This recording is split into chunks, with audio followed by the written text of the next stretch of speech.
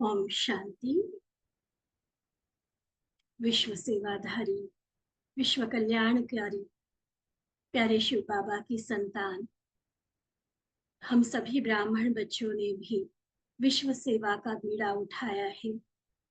हमारा यह अनमोल हीरे तुल्य ब्राह्मण जीवन देवताओं से भी उत्तम इसीलिए कहलाता है क्योंकि इस युग में, इस जन्म में हम संसार की सेवा करते हैं, उसे पतित से पावन बनाते, अनेक करोड़ों जो बिछड़ी हुई आत्माएं हैं बाबा से, उन्हें फिर से अपने परमपिता से मिलाते हैं, उन्हें वर्षे का अधिकारी बनाते हैं।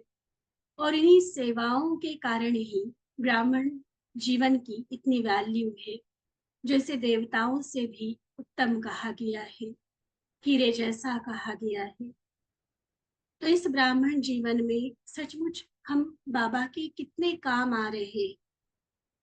तन मन धन से, मनसा वाचा कर्मणा से, अपने संबंध संपर्क, अपनी योग्यताओं से, अनुभव से, जो भी टैलेंट, जो भी कलाएं हमारे अंदर है, उसे हम बाबा की सेवा में कितना प्रयोग करते हैं, या सिर्फ अपने लिए या अपने परिवार के लिए अभी भी हमारा जीवन है।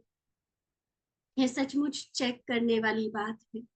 ठीक है, दिन के 24 घंटे हम नहीं बाबा की सेवा में लगा सकते हैं, अन्य कई तरह की अगर जिम्मेवारियां है भी, तो भी कम से कम जो एक मूल सेवा बाबा ने बताई हुई है, आत्माओं को बाबा का परिचय देना,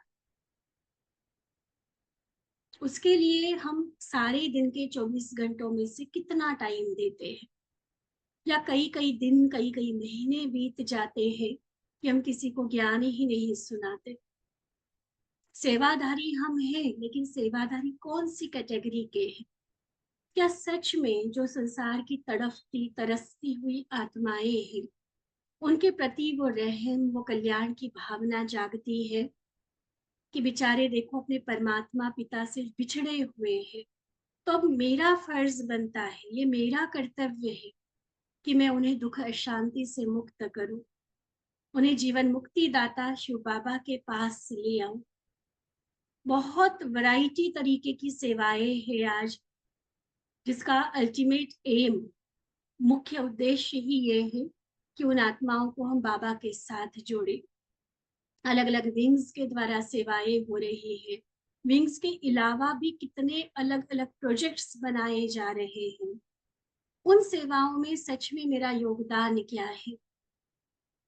चलो पूरे विश्व की सेवाएं या बहुत बड़े बेहद के लेवल की सेवाएं हम छोड़ दें, हो सकता है कि वो हमारी कैपेसिटी के अंदर नहीं है या हमारे पास उन सेवाओं का स्कोप नहीं है। लेकिन जैसे कि कहा कि मूल सेवा,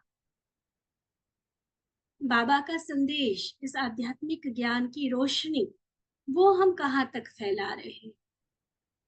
कभी बैठकर हम लिस्ट निकाल सकते हैं कि जितनी आत्माओं को मैं जानती हूँ, चाहे रिलेटिव्स, नाते रिश्तेदार होने के कारण, चाहे सोशली सामाजिक सर्कल में हम एक दूसरे के साथ जुड़े हुए हैं, इसलिए कोई मेड है, कोई नौकर है, कोई के पास हम जाते हैं, कुछ खरीदारी करते हैं, डॉक्टर है, वकील है, तो जिन जिन के पास हम जाते हैं, जिन जिन से हमारा संपर्क है, क्या उस हर एक आत्मा को मैंने बाबा का परिचय दिया?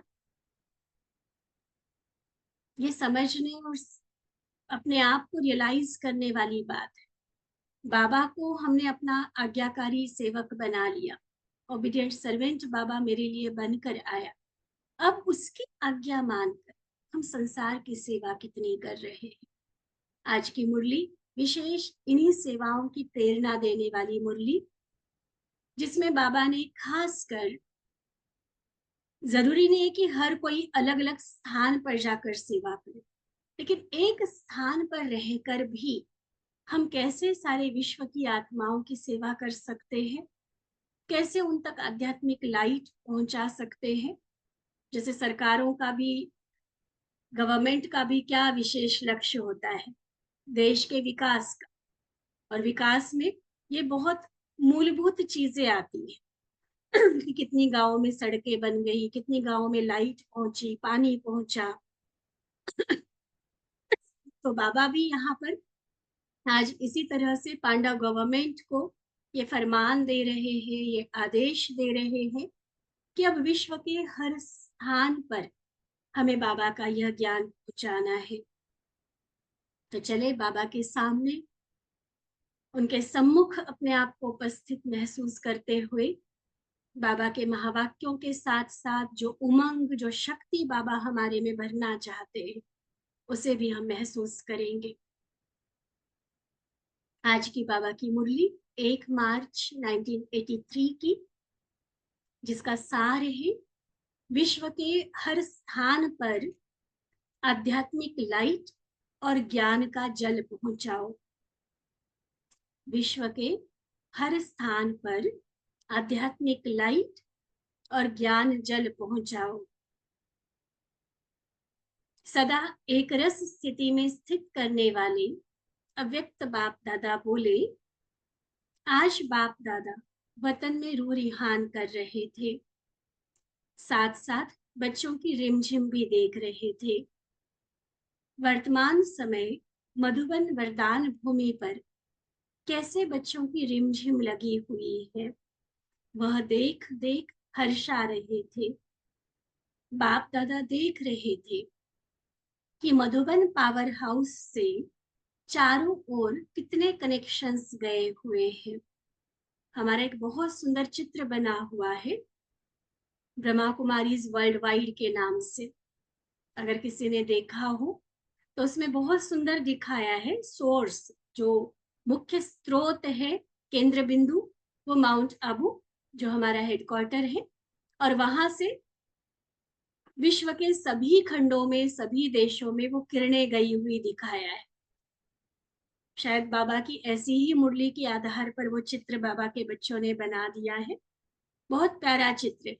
किसी वीआईपी को भी दिखाएंगे ना तो पता चलेगा कि ब्रह्मा कुमारी की सेवाएं आज कैसे देश विदेश में चल रही है।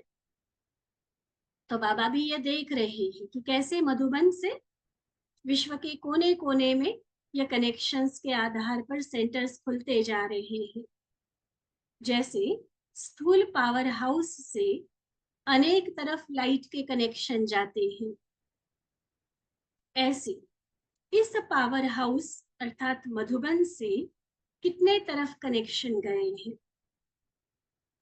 विश्व के कितने कोनों में लाइट के कनेक्शन गए हैं और कितने कोनों में अभी तक कनेक्शन नहीं हुआ है। लगभग जितने सारे देश हैं, यूं तो अगर हम आज तक की सेवाओं का इतिहास देखें तो हर देश में बाबा के कोई ना कोई बच्चे ने जाकर किसी न किसी प्रकार की सेवा जरूर की है। और रजिस्टर्ड सेंटर्स जो हमारे हैं वो 147 देशों में है। कुछ ऐसे देश हैं बहुत ज्यादा कट्टर है, इस्लामिक कंट्रीज हैं, तो वहां पर रजिस्टर्ड सेंटर्स नहीं खुल पाए हैं, लेकिन फिर भी कोई ना कोई प्रकार से वहां भी संदेश बाबा का जरूर पहुंचाया गया है। फिर भी बाबा कहते कि अभी भी चेक करो कि कहाँ कहाँ वो लाइट पहुंचनी रह गई है। जैसे आजकल की गवर्नमेंट भी यही कोशिश करती है कि अपने राज्य में सभी कोनों में, सभी गांवों में चारों तरफ लाइट और पानी का प्रबंध जरूर हो। विकास की मूलभूत जरूरतें ये कही जाती है, लाइट और पानी। तो पांडव गवर्नमेंट क्या कर रही है? ज्ञान गंगाएं चारों ओर जा रही हैं, पावर हाउस से चारों ओर लाइट का कनेक्शन जा रहा है। जैसे ऊपर से किसी भी शहर को या गांव को देखो तो कहाँ कहाँ रोशनी है, नजदीक में रोशनी है या दूर दूर है, वह दृश्य स्पष्ट दिखाई देता है। जिन्होंने भी प्लेन की यात्रा की है उनको यह अनुभव होगा। साफ पता चलता है कि यहाँ खेत है, यहाँ कोई लाइट नहीं दिख रही है, या फिर सिर्फ सड़क की लाइट दिखेगी। और जहाँ प्रॉपर कॉलोनीज होंगी, शहर बसे हुए होंगे, वहां देखो कितनी जगमगाहट दिखती है। तो जितना ऊपर हम जाते तो साफ पता चलता है। ऐसे बाप दादा भी वतन से दृश्य देख रहे थे और बाबा को स्थूल लाइट को नहीं देख रहे थे। क्या देख रहे थे कि ये आध्यात्मिक लाइट कितने तरफ है और कितने तरफ अभी तक लाइट नहीं पहुंची है। रिजल्ट को तो आप लोग जानते हो ना कि देश विदेश में अभी तक कई स्थान रहे हुए हैं। ये 83 की बाबा की मुरली है, लेकिन आज की डेट में अगर देखो तो कितने सारे सेवा स्थान खुल चुके हैं। जैसे लाइट और पानी बगैर किसी स्थान की वैल्यू नहीं रहती है। अगर मान लो हमने खुद ही फ्लैट लेना है, घर लेना है, जमीन लेनी है, तो देखते हैं ना लाइट पानी की व्यवस्था है या नहीं है। नहीं तो फिर वैल्यू नहीं है उस जमीन की, उस स्थान की वैल्यू नहीं है। ऐसे यहाँ जहाँ आध्यात्मिक लाइट और ज्ञान जल की पूर्ति नहीं हुई है, वहां की चैतन्य आत्माएं किस स्थिति में है? अंधकार में, प्यास में भटक रही है, तड़फ रही है। तो ऐसी आत्माओं की वैल्यू क्या बताते हो? चित्र बनाते हो ना, कौड़ी तुल्य और हीरे तुल्य। तो कौड़ी से हीरा बनने का आधार ही ये लाइट और पानी है। आध्यात्मिक लाइट, शक्तियों की लाइट और ज्ञान का जल। अगर यही नहीं हमने पहुंचाया तो उन्हें हमने कौड़ी तुल्य ही रहने दिया ना। तो ऐसी आत्माओं के प्रति तरस कितना आता है हम। लाइट और ज्ञान जल मिलने से ही वह कौड़ी से हीरा बन जाते हैं, तो वैल्यू बढ़ जाती है ना। बाप दादा देख रहे थे कि आए हुए देश विदेश के बच्चे पावर हाउस से विशेष पावर लेकर अपने अपने स्थान पर जा रहे हैं। एक तरफ तो बच्चों के स्नेह में बाप दादा समझते हैं कि मधुबन अर्थात बाप दादा के घर का श्रृंगार जा रहा है। हमारा एक गीत बना हुआ है ना साकार बाबा के टाइम का, जब बच्चे विदाई लेते थे तो बड़े स्नेह से बाबा यह गीत बजवाते थे, भगवान तेरे घर का श्रृंगार जा रहा है।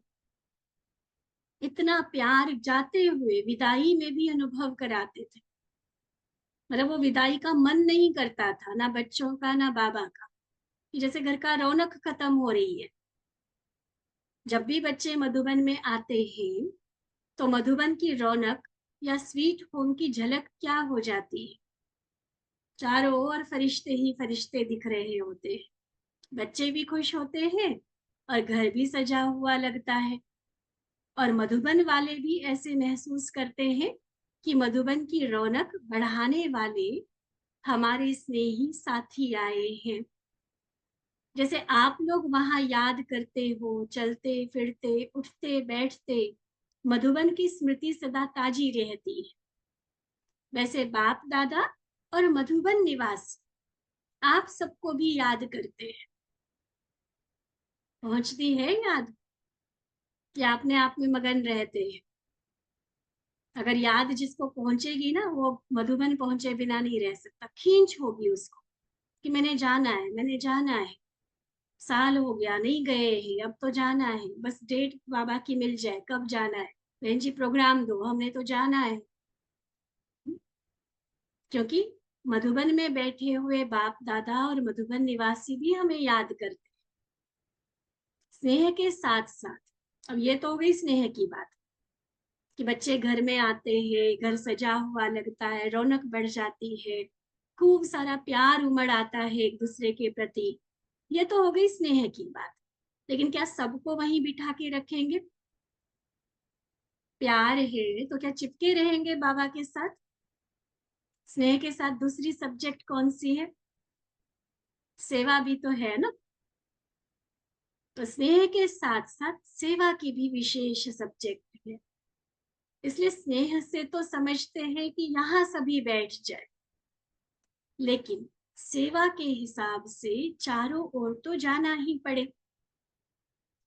बाबा कहते हाँ, ऐसा समय भी आएगा जो जाना नहीं पड़ेगा, लेकिन एक ही स्थान पर बैठे बैठे चारों ओर के परवाने स्वतः क्षमा पर आएंगे। ये तो छोटा सा सैंपल देखा कि आबू हमारा ही है। इंटरनेशनल कॉन्फ्रेंस हुई थी ना इसके पहले, तो बहुत सारे, क्योंकि अपना बना हुआ स्थान तो छोटा था, तो बहुत सारे आसपास के स्थान को भी किराए पर लिया गया था। तो ऐसे लग रहा था कि जैसे सारा हमारा ही स्थान है, आबू ही सारा जैसे हमारा है। अभी तो फिर भी किराए पर मकान लेने पड़े, फिर भी थोड़ी सी रौनक देखी। बाबा कहते ऐसा समय आएगा जो चारों ओर फरिश्ते नजर आएंगे। अब जाके देखो, क्या पांडव भवन, ज्ञान सरोवर, ग्लोबल हॉस्पिटल, फिर नीचे आओ तो शांति वन, मनमोहिनी वन, मान सरोवर, आनंद सरोवर, मनमोहिनी वन, अब शक्ति सरोवर बन रहा है, उधर तपोवन बना है। तो कितने सारे, जहां जाओ कहीं ना कहीं कोई ना कोई आता जाता दिखेगा ही दिखेगा, तो फरिश्ते ही फरिश्ते नजर आएंगे। अभी मुख्य द्वारा सेवा का पाठ चल रहा है और अभी कुछ रहा हुआ है, इसलिए दूर दूर जाना पड़ता है। अभी श्रेष्ठ संकल्प की शक्तिशाली सेवा जो पहले भी सुनाई है, अंत में उसी सेवा का स्वरूप स्पष्ट दिखाई देगा। लेकिन जब तक हम उस अंत समय तक पहुंचे, तब तक वाणी की सेवा करनी पड़ेगी। और वाणी की सेवा करनी है तो उनके स्थान पर जाकर उनको संदेश देना पड़ेगा। ठीक है ना। अभी तो हमारी वो स्थिति नहीं बनी है कि हम एक स्थान पर बैठे और हमारे पास सभी दौड़ कर आ जाए। अंतिम समय का भी विजन बाबा बहुत स्पष्ट करके बता रहे, ये भी होना जरूर है। उस शक्तिशाली संकल्पों की सेवा का स्वरूप स्पष्ट दिखाई देगा। जैसे हमें कोई बुला रहा है, कोई दिव्य बुद्धि द्वारा शुभ संकल्प का बुलावा हो रहा है, ऐसा अनुभव करेंगे। कोई दिव्य दृष्टि द्वारा बाप और स्थान को देखेंगे, क्लियर दिखाई देगा, मधुबन दिखाई दे या लोकल सेंटर दिखाई दे कि तुम वहां जाओ। अंदर से रूहानी कशिश होगी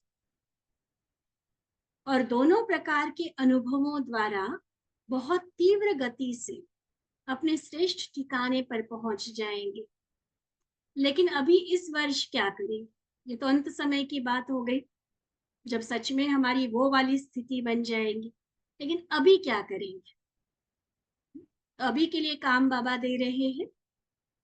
प्रयत्न अच्छा किया है, इस वर्ष रहे हुए स्थानों को भी लाइट देंगे।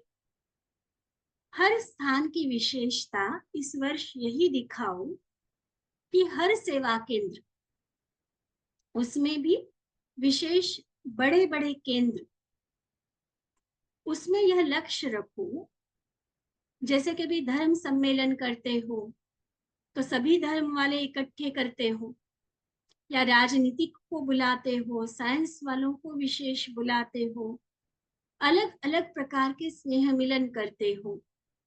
तो इस वर्ष हर स्थान पर सर्व प्रकार के विशेष ऑक्यूपेशन वाले, संबंध में आने वाले तैयार करो। ठीक है, बाबा का इशारा मिल गया? मिल गया इशारा?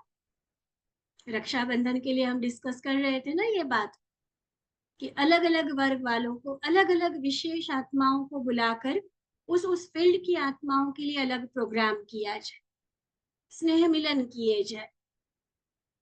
जैसे अभी कहते हैं कि यहाँ काले गोरे सब प्रकार के वैरायटी है, एक स्थान पर सर्व रंग सर्व देश धर्म वाले हैं, ऐसे अब यह कहे कि यहाँ सर्व ऑक्यूपेशन वाले, डॉक्टर भी है, वकील भी है, टीचर भी है ना, सभी ऑक्यूपेशन वाले हमारे पास आते हैं।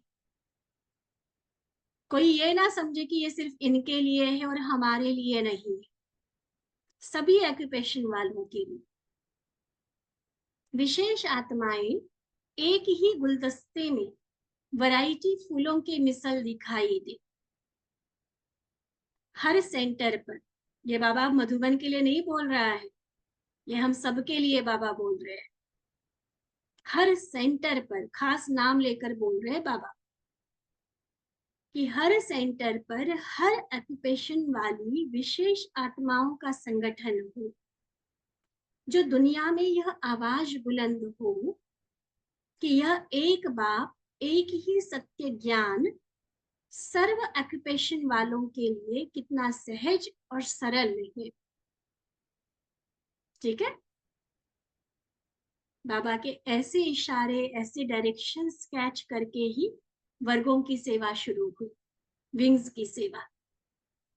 अलग अलग ऑक्यूपेशन है, फील्ड अलग अलग है, कार्यक्षेत्र अलग है, लेकिन वहां भी बाबा का ज्ञान कितना एप्लीकेबल है, कितना सहज रीति से, सरल रीति से बाबा के ज्ञान का फायदा हम उस फील्ड में ले सकते हैं, चाहे फिर कोई भी ऑक्यूपेशन हो, कोई भी व्यवसाय धंधा हो।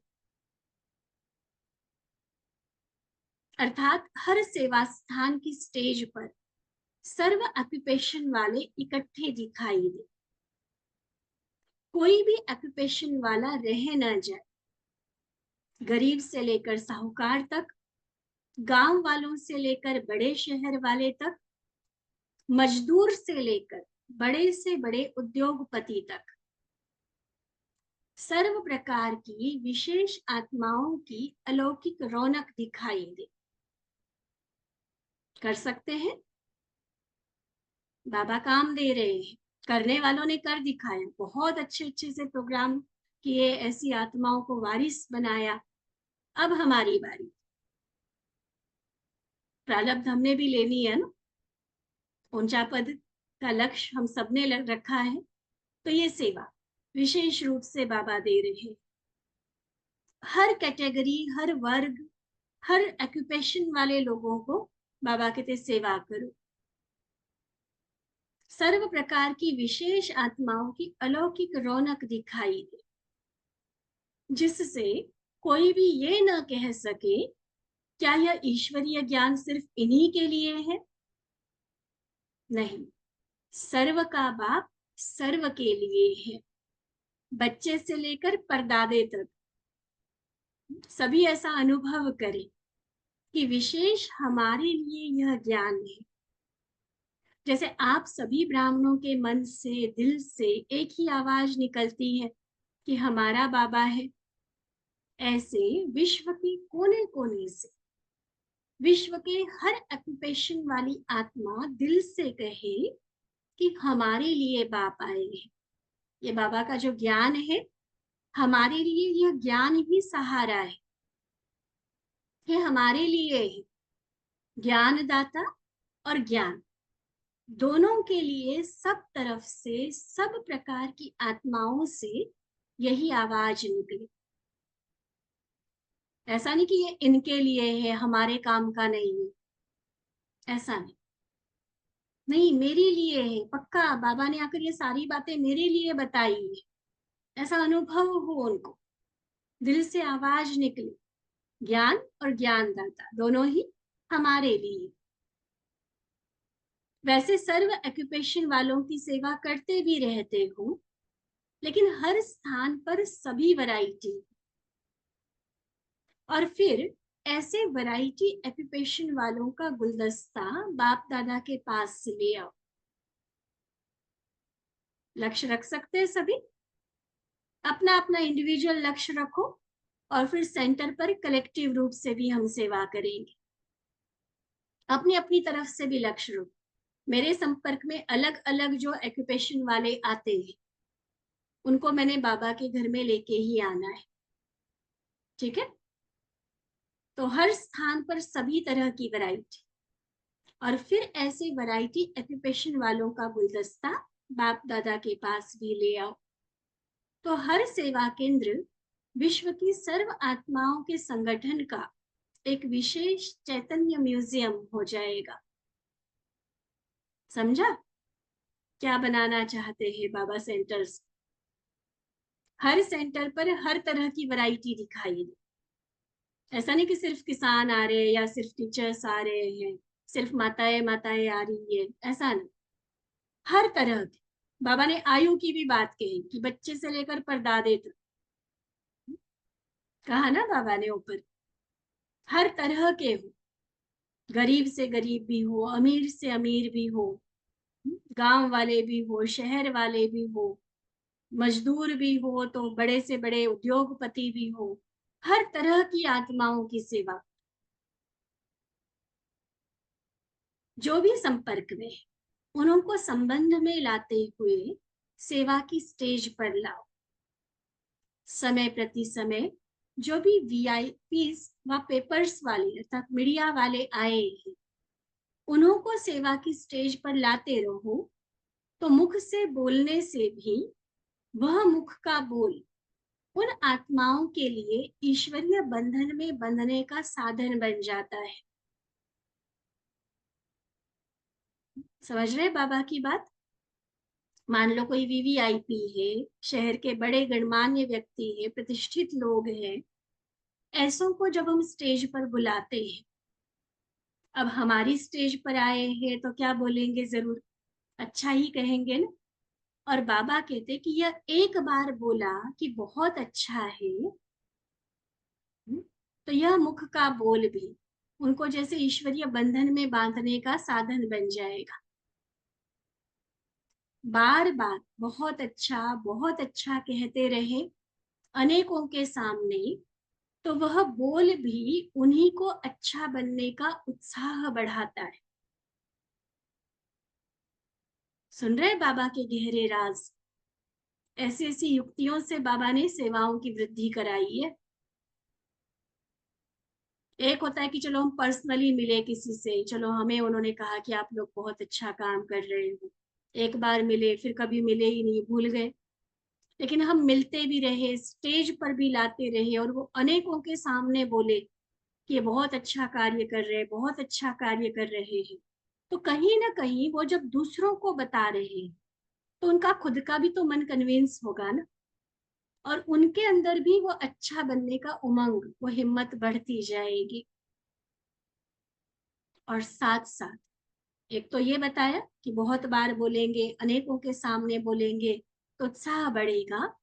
और साथ साथ एक सूक्ष्म नियम यह भी है कि जितनों को अनेक बोल द्वारा परिचय मिलता है, उनके नाम द्वारा, बोल द्वारा जितनों पर प्रभाव पड़ता है, अरे इतना बड़ा व्यक्ति और उसने आकर आश्रम के लिए इतनी अच्छी बात कही, फिर तो पक्का हमें भी जाना चाहिए।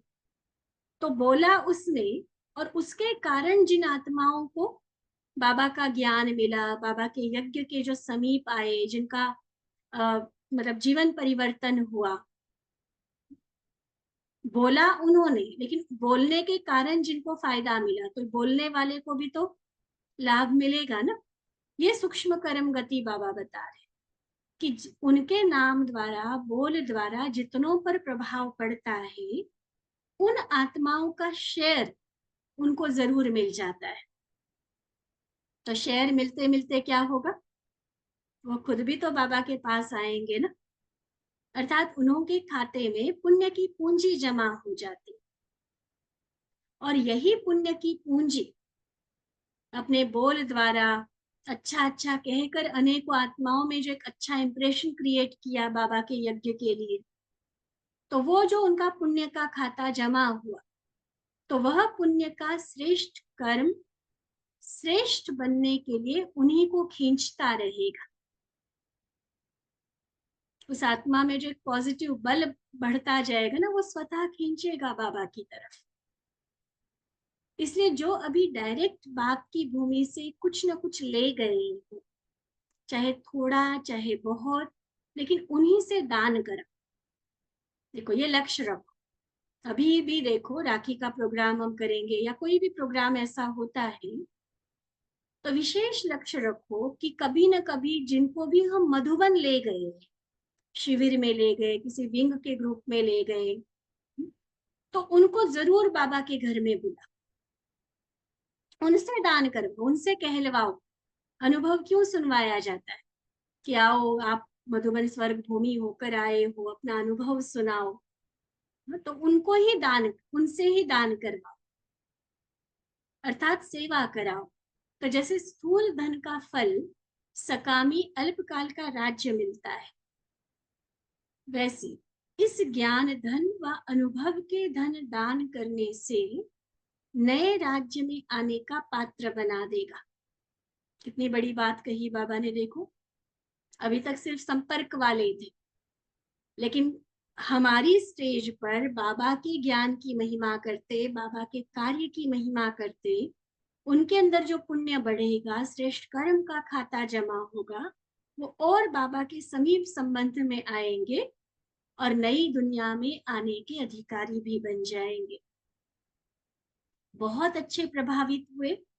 अब उन प्रभावित हुई आत्माओं द्वारा सेवा कराए, उन आत्माओं को भी सेवा के बल द्वारा आगे बढ़ाओ और अनेकों के प्रति निमित्त बनाओ। समझा क्या करना है?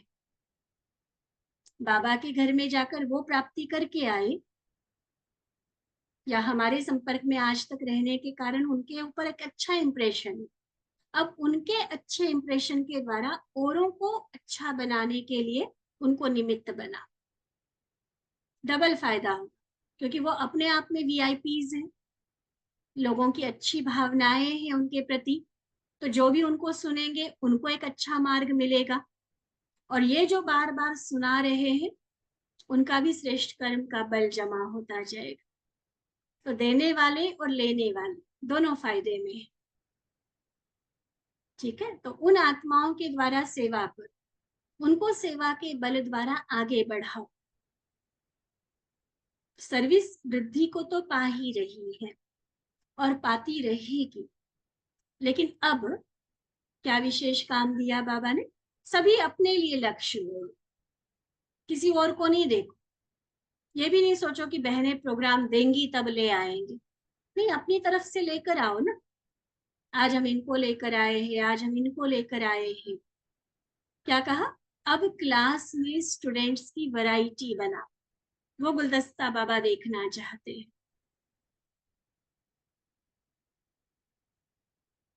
अब तो विदेश वालों का मिलने का साकार रूप का इस वर्ष के लिए सीजन का पार्ट पूरा हो रहा है, लेकिन देश वालों का तो आह्वान हो रहा है।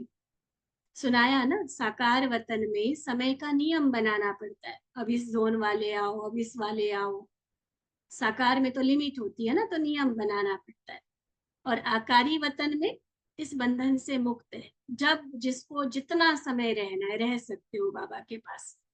वहां कोई टर्न बनाकर देने की बात नहीं है कि आप पंजाब वाले टर्न में ही आ सकते हो, दिल्ली वाले में नहीं आ सकते हो। ऐसी बात नहीं है। वतन तो बेहद है ना, और बाबा के पास टाइम भी बेहद है।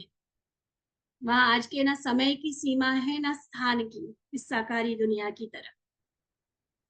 इसलिए जब चाहे जितना समय चाहे बाबा से वहां मिलन मना सकते हैं। अच्छा, चारों ओर के उमंग उत्साह वाले सेवाधारी बच्चों को सदा बाप के साथ साथ अनुभव करने वाले समीप आत्माएं बच्चों को सदा एक ही याद में एक रस रहने वाली श्रेष्ठ आत्माओं, बाप दादा का याद प्यार और नमस्ते।